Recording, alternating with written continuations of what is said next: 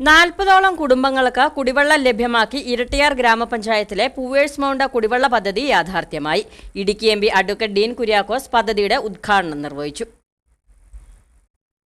Kattappana block panchayat Rajeev Gandhi ദേശീയ ഗ്രാമീണ കുടിവെള്ള പദ്ധതിയിൽ ഉൾപ്പെടുത്തി 30 ലക്ഷം രൂപ വിനിയോഗിച്ചാണ് 40ഓളം കുടുംബങ്ങൾക്ക് കുടിവെള്ളം ലഭ്യമാക്കിയിരിക്കുന്നത്. വർഷങ്ങളായി ജനങ്ങൾ താമസിച്ചു വരുന്ന പൂവേഴ്സ് മൗണ്ട് പ്രദേശത്ത് കുടിവെള്ളക്ഷാമം എന്ന രൂക്ഷമായ പ്രശ്നത്തിനാണ് ഇപ്പോൾ ശാശ്വത പരിഹാരമായത്. മേച്ചേരിപ്പടി ജംഗ്ഷനിൽ നടന്ന ചടങ്ങിൽ ഇടുക്കി എംപി അഡ്വക്കേറ്റ് ഡീൻ കുര്യാക്കോസ് പദ്ധതി ഉദ്ഘാടനം ചെയ്തു. റോഡ് വികസനവും കുടിവെള്ള പ്രശ്നവും പരിഹരിക്കുക എന്നുള്ളതാണ് ഓരോ മേഖലയുടെയും ഏറ്റവും അടിസ്ഥാനപരമായിട്ടുള്ള പ്രധാനപ്പെട്ട ആവശ്യവും.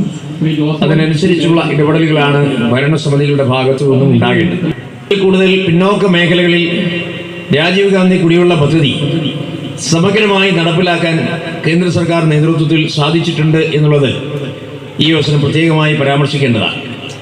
ഞാൻ പാർലമെന്റ് അംഗമായി തെരഞ്ഞെടുക്കപ്പെട്ട 2019 മുതൽ നമ്മുടെ ജില്ലയിൽ ഏതാണ്ട് 20ഓളം പദ്ധതികളാണ് രാജീവ് ഗാന്ധി കുടിവെള്ള പദ്ധതിയുടെ ഗണത്തിൽ നമുക്ക് അംഗീകരിപ്പിച്ചെടുക്കാൻ സാധിച്ചിട്ടുള്ളത്.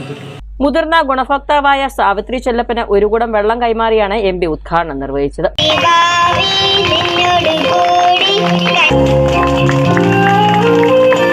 യോഗത്തിൽ വെച്ച് പദ്ധതിക്കായി പ്രയത്നിച്ച ward member Ratheesh Alappurakkal, contractor PB Bineesh, സ്ഥലം വിട്ടു നൽകിയ രാമകൃഷ്ണൻ പുതുപ്പറമ്പിൽ, മുതിർന്ന കർഷകൻ KS കുഞ്ഞുഞ്ഞ്, വിദ്യാർത്ഥി അജോൺ എന്നിവരെ ആദരിച്ചു. വാർഡ് മെമ്പർ രതീഷ് ആലേപ്പുരയ്ക്കൽ അധ്യക്ഷത വഹിച്ചു. Kattappana block panchayat secretary Saji Thomas പദ്ധതി വിശദീകരിച്ചു.